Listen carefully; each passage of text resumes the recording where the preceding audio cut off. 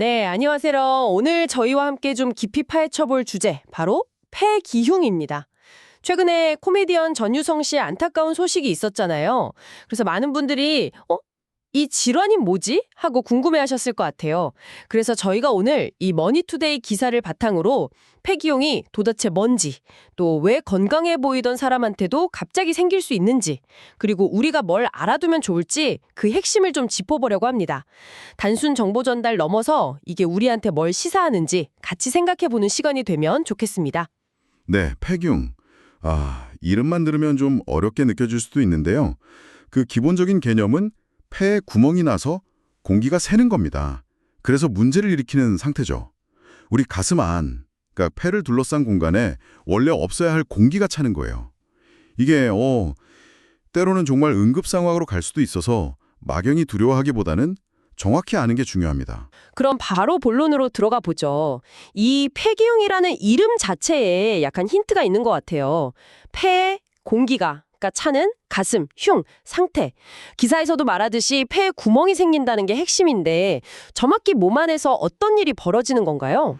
네, 맞습니다. 우리 폐는 그 흉벽 안쪽에 늑막강이라는 아주 얇은 공간에 둘러싸여 있거든요. 평소에는 이 공간에 아주 소량의 액체만 있어서 폐가 숨 쉴 때 부드럽게 움직이도록 도와주죠. 근데 폐 표면의 구멍이 뭐랄까 뽕 하고 생기면요. 숨을 들이쉴 때 들어온 공기 중 일부가 이 구멍으로 새어나가는 거예요. 늑막강 안으로요. 아, 그러니까 폐 바깥, 근데 가슴 안쪽 공간에 공기가 이렇게 쌓이기 시작한다. 이런 말씀이시죠? 풍선처럼 부풀어서 폐를 바깥에서부터 이렇게 누르기 시작하는 거죠. 아, 누른다. 네. 그럼 폐가 제대로 펴지질 못하고 쪼그라들게 되고 결국 숨쉬기가 힘들어지는 겁니다. 여기서 저 정말 좀 섬뜩했던 게 기사 내용 중에 이 새어나온 공기가 나갈 길은 없고 계속 쌓이기만 하면 이게 엄청 위험해질 수 있다는 부분이었어요. 보니까 늑막강 압력이 너무 높아지면 그냥 폐만 찌그러뜨리는 게 아니고 심장이나 큰 혈관들까지 한쪽으로 확 밀어버릴 수도 있다면서요. 와, 이건 정말 상상만 해도 좀 아찔한데요. 정확히 보셨습니다. 그 상태를 긴장성 기흉이라고 부르는데요. 그 늑막강 안의 압력이 바깥 공기압보다 훨씬 높아지는 거예요. 그래서 폐뿐만 아니라 심장, 주요 혈관까지 압박하는 그야말로 초응급 상황이죠. 이게 혈액순환에 치명적인 영향을 줄 수 있어서 즉각 조치가 없으면 정말 생명을 잃을 수도 있습니다. 그래서 폐기용을 그냥 폐에 바람 좀 들어갔나 보다 이 정도로 가볍게 생각하면 절대 안 되는 거죠. 네.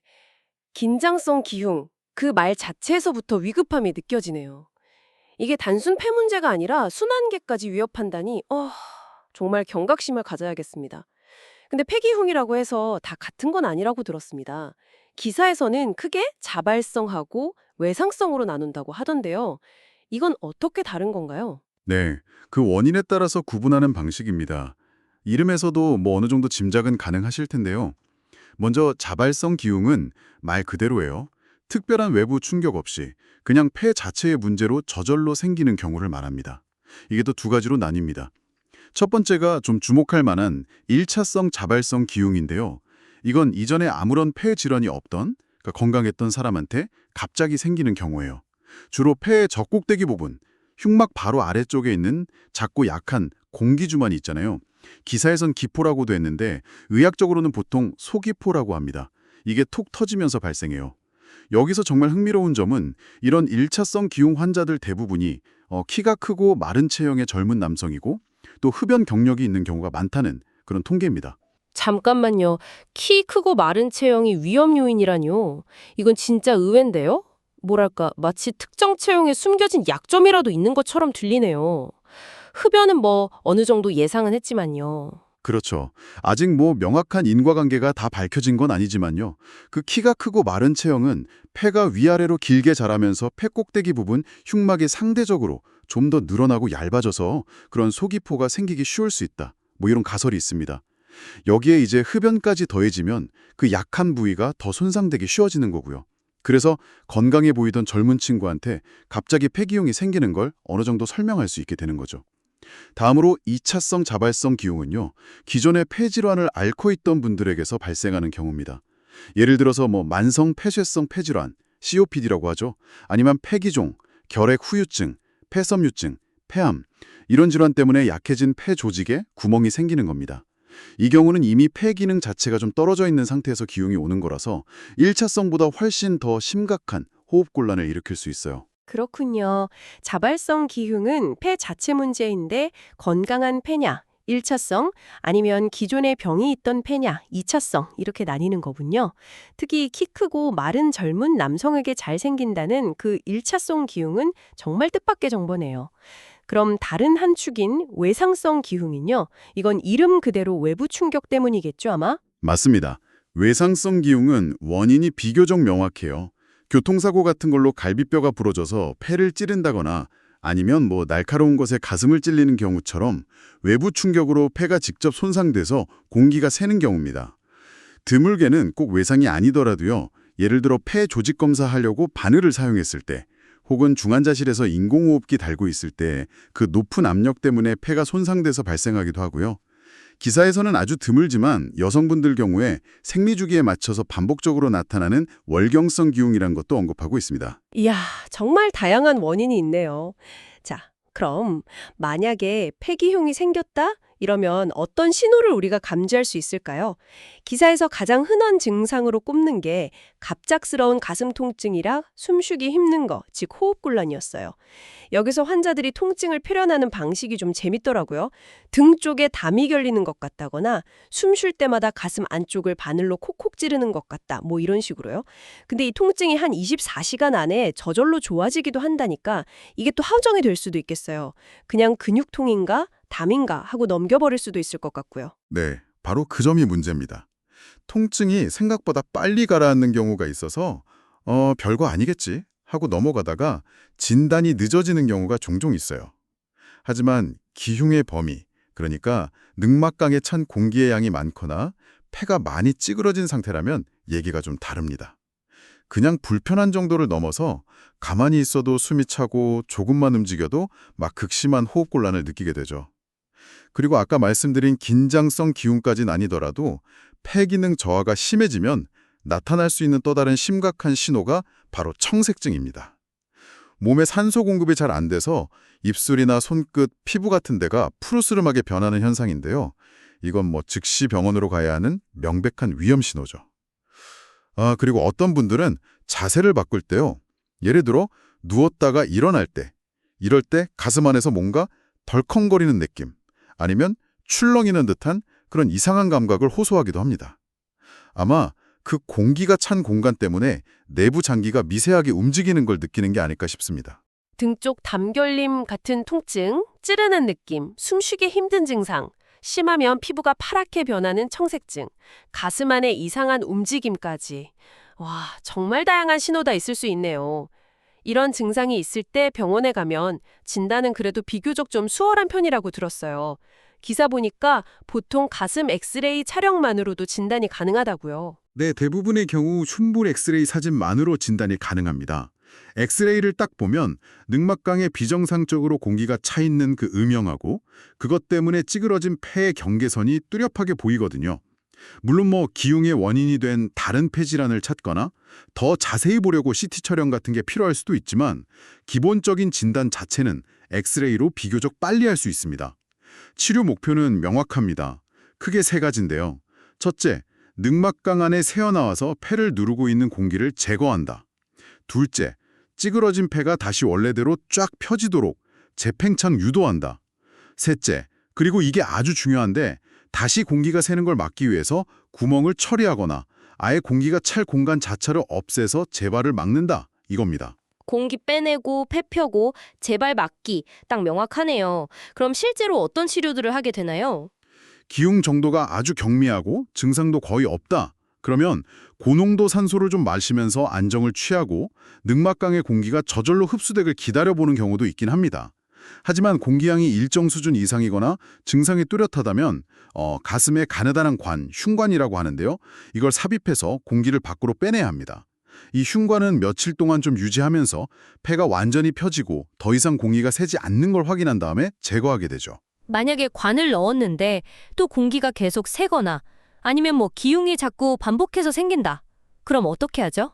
네, 그런 경우에는 좀 더 적극적인 치료, 그러니까 수술을 고려하게 됩니다. 요즘은 대부분 흉곽경이라는 내시경을 이용하는데요. 작은 절개를 통해서 카메라랑 수술기구를 넣어서 문제가 되는 그 공기주머니, 기포를 직접 보고 잘라내거나 묶어주는 거죠. 때로는 흉막 자체에 일부러 좀 염증을 유발시켜서 폐랑 가슴벽이 서로 딱 달라붙게 만드는 흉막 유착술이라는 걸 하기도 합니다. 이렇게 하면 공기가 찰 수 있는 늑막강이라는 공간 자체가 줄거나 없어지니까 재발을 막는 효과가 있죠. 기사에서도 언급됐듯이 재발한 경우에는 수술적 치료가 우선적으로 고려되지만 좀 안타깝게도 수술 후에도 한 5% 정도에서는 다시 재발할 가능성이 남아있긴 합니다. 수술을 해도 5%는 재발 가능성이 있다니 이것도 꼭 기억해야 할 부분이네요. 그렇다면 어떤 사람들이 특히 폐기용을 더 조심해야 할까요? 기사에서 좀 인상 깊었던 게 기흉 경험이 있거나 재발 위험이 있는 사람은 장시간 비행기 타기 전에 꼭 의사랑 상의하라는 내용이었어요. 이건 왜 그런 건가요?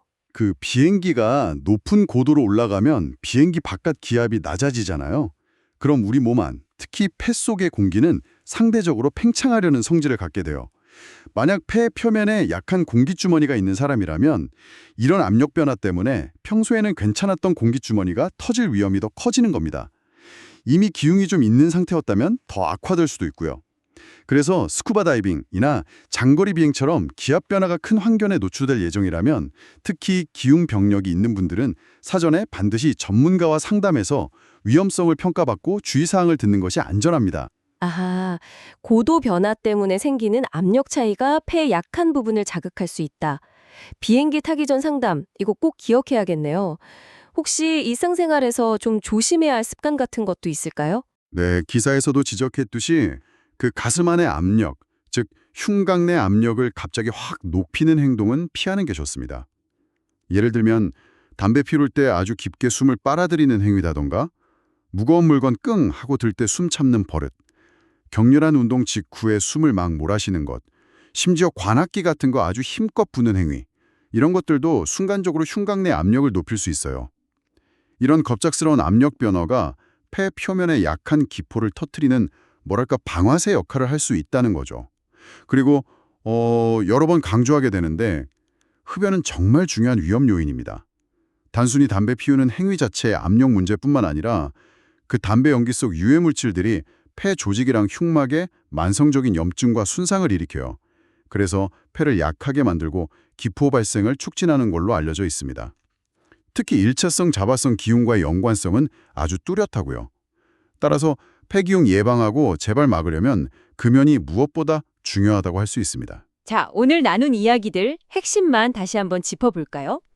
폐기흉은 폐에 구멍이 생겨서 폐를 둘러싼 늑막강이라는 공간에 공기가 차는 질환이다. 여기서 가장 좀 놀라웠던 점은 이전에 폐 질환이 전혀 없던 건강한 사람, 특히 키 크고 마른 젊은 흡연 남성에게 특별한 이유 없이 갑자기 생길 수 있다는 점. 1차성 자발성 기흉. 이게 정말 나에게도 일어날 수 있겠는데? 하는 경각심을 주네요. 맞습니다. 그리고 갑작스러운 가슴 통증이나 호흡 곤란이 주요 증상인데 통증이 담 결린다거나 찌르는 듯하다 이런 식으로 나타날 수 있고 심지어 통증이 금방 사라지기도 해서 방심할 수 있다는 점. 이것도 기억해야 하고요. 숨쉬기 너무 어렵거나 피부가 파랗게 변하는 청색증은 아주 위험한 신호라는 것도요. 다행히 엑스레이로 비교적 쉽게 진단되고 공기를 빼내고 폐를 다시 펴는 치료로 회복될 수 있지만 재발 가능성, 심지어 수술 후에도 약간의 재발 가능성이 있다는 점은 염두에 둬야 합니다. 비행기 탑승 전 상담이나 금연, 갑작스러운 흉부 압력 상승을 피하는 생활 습관 개선도 중요하겠고요. 결국 가장 중요한 건 알아차리는 것 하고 가능성을 염두에 두는 것 아닐까 싶습니다. 갑자기 가슴이 아프거나 숨쉬기 힘들 때 아유 좀 쉬면 낫겠지, 운동을 너무 심하게 했나 이렇게 넘기기보다 혹시 폐기용은 아닐까 하고 한 번쯤 의심해보고 빨리 전문가의 진료를 받는 자세, 이게 중요합니다. 특히 건강했던 젊은 사람한테도 외상 없이 생길 수 있다는 사실은 이 질환이 뭐 특정 그룹만의 문제가 아니라는 걸 명확히 보여주는 거죠. 오늘 저희는 머니투데이 기사를 통해서 폐기흉이라는 질환의 여러 측면을 좀 깊이 있게 들여다봤습니다. 정리와 원인부터 다양한 증상들, 진단과 치료 방법, 그리고 위험 요인과 예방까지 꽤 상세하게 살펴봤네요. 네. 오늘 나눈 이야기들이 폐기흉에 대해서 막연하게 가졌던 불안감을 좀 덜고 또 필요한 정보를 얻는데 도움이 되었기를 바랍니다. 마지막으로 청취자 여러분과 함께 좀 생각해 볼 만한 질문을 하나 던지면서 마무리하고 싶은데요. 오늘 대화에서 특히 좀 인상적이었던 부분이 1차성 자발성 기흉이 키 크고 마른 젊은 남성에게서 더 자주 발견된다는 점이었잖아요. 기사에서는 그 이유를 명확히 설명해 주진 않았지만 이게 우리의 겉모습, 그러니까 신체 구조가 특정 질병에 대한 취약성이랑 어떻게 연결될 수 있을까? 이걸 생각해 보게 합니다. 키나 체형 같은 이런 외형적인 특징들이 우리가 미처 알지 못하는 몸속 건강 상태나 질병 발생 가능성이랑 과연 어떤 관계가 있을까요? 이게 단순히 통계적인 연관성일 뿐일까요? 아니면 그 이면에 아직 우리가 밝혀내지 못한 어떤 생리학적 메커니즘이 숨어 있는 걸까요? 어쩌면 우리 몸은 우리가 생각하는 것보다 훨씬 더 복잡하고 미묘한 방식으로 연결되어 있는지도 모르겠습니다. 한 번쯤 곱씹어 볼 만한 질문인 것 같습니다. 네, 정말 흥미로운 질문을 남겨주셨네요. 우리 몸에 대한 탐구는 정말 끝이 없는 것 같습니다. 오늘 저희와 함께 폐기흉에 대해 깊이 탐구해 주셔서 감사합니다. 다음에 더 유익하고 흥미로운 주제로 다시 찾아뵙겠습니다.